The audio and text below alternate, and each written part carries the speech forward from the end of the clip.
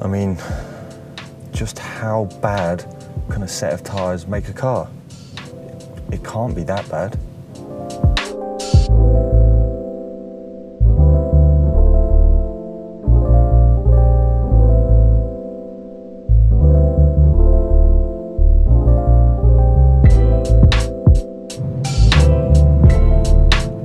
I'm gonna have to let this Q7 pass. It's a diesel. It's not even a quick one. Okay, so to sum up the experience of budget tyres versus premium on a C63 AMG, I've been driving my ass off and I know this circuit, I know this car, and I've not been going slowly, and I've just been breezed past by a Q7, which weighs as much as a house. So while budget tyres certainly save you a lot of money, and while the balance in the wet isn't as dangerous as I was worried about, I thought it would be all oversteer and snap. You actually have to push quite hard to get oversteer. What you will do is you'll understeer into something, because the front end turning and the front end braking on these things and then understeering out of corners, you can't even provoke it on throttle. So you're saving a chunk of money, but you're like in the wet, at least for this test, for the wet handling, you're losing security, you're losing feedback, and you're losing enjoyment, man. Because I thought even with the lower grip, I thought it would at least be fun.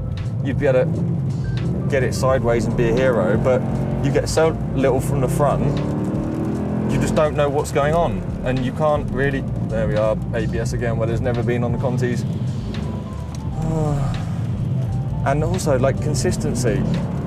I was 2/10 across 5 laps, driving exactly as I am now, on the Sport Contact 6s, and they were just a dream. There's understeer again, there's oversteer. Oh, right, let's just showboat and see if they're at least fun doing that. No, because you've got the front end oversteer. Oh.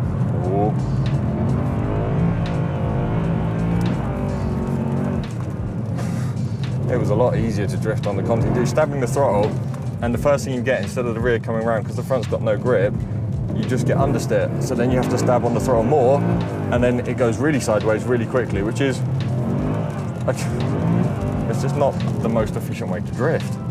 So even if you're a drift master, in the, which I don't claim to be, come on.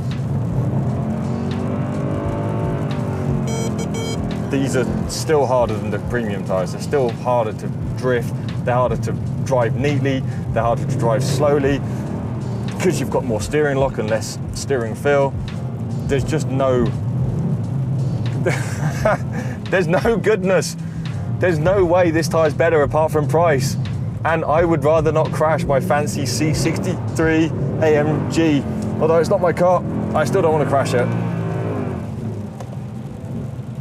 So, to summarise, if you are looking at enjoying your sports car in the wet, don't buy budgets, because they're not as fun. They're not as fast, they're not as consistent, you've got no idea what's going on, you don't get as much information from them, and unless you really, really like to be on the edge of questionable death the whole time, you, yeah, point proof. I can't get the back end out because I've got no front end grip. Yeah, unless you want to be wondering whether you'll make it home from the shops when it rains, these are probably not the best tyres.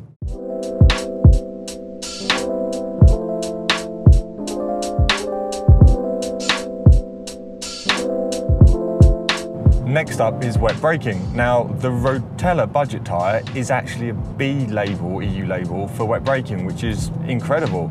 But the way they've achieved this is with a very soft compound. The B label is about 5% worse than the A label. So in theory, the two tyres are very closely matched in wet braking, but the difference is actually quite a bit of residual speed at point of accident. So we've set up my friend Foamy, and we are going to do a braking mock-up and see if our friend survives.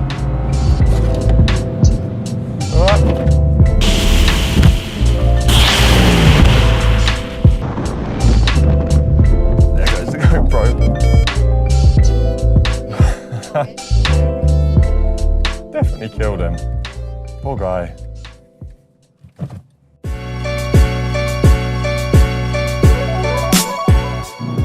So, dry handling, the fast one.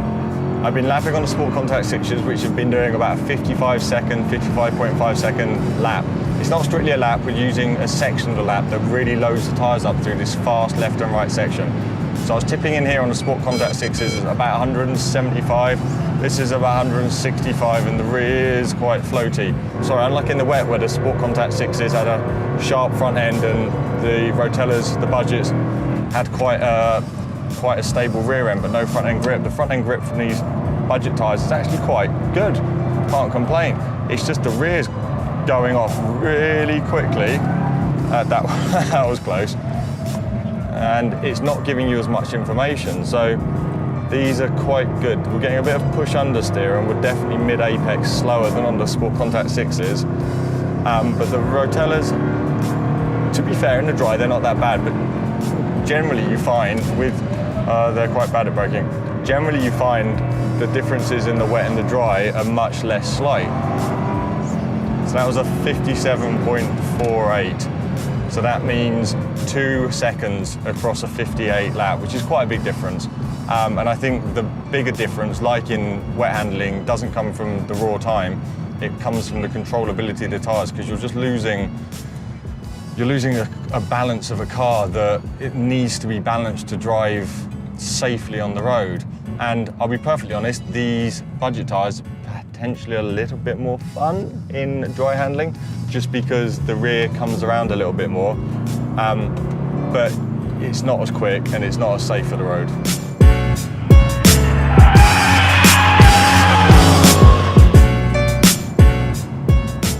So where do we sit on this premium versus budget? The budgets have been a lot closer to the premium tyres than anyone expected, myself including, in objective data. The 5% difference in wet and dry handling and wet and dry braking doesn't sound like a lot on paper, but as demonstrated with our poor foamy friend, it's actually quite a big gap. The bigger gap comes in the subjective differences of the tyres in the handling, where the budget tyre in the wet had a really awful front end. You just couldn't get it to brake, you couldn't get it to turn. It was just scrambling for grip everywhere.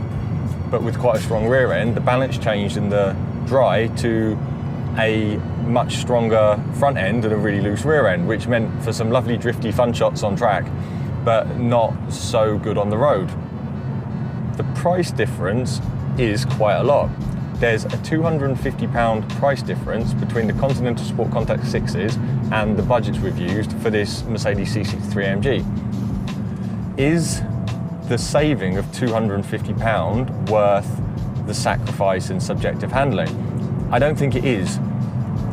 What you're losing by giving up subjective handling, or by giving up the premium tyre for the budget tyre, it's so much more than 5% wet braking, 5% dry braking. You're giving away car balance, you're giving away car control, you're giving away predictability, which, as much fun as the big slidey skids are on track in this right now, I don't want to be doing it on the road. I want to be having a car I trust, and I want to have a front end I know in the wet, if I turn in a bend, it will turn, and if I power out in the dry on a bend, it won't oversteer. Whereas the budget tyre gives you this really unpredictable, worrying nature that you can't quite rely on it to do what you expect it to do.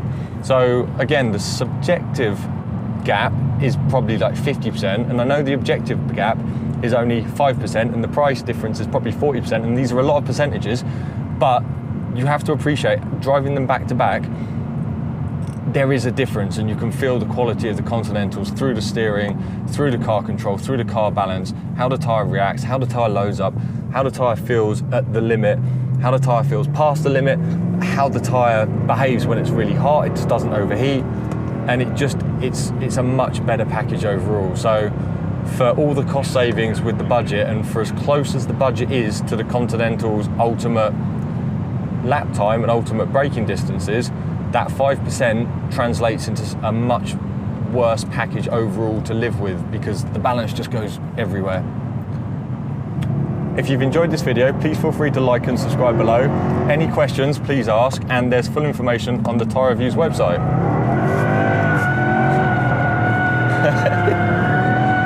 These Continentals are fantastic, yes! Oh dear, that's how a tyre should behave.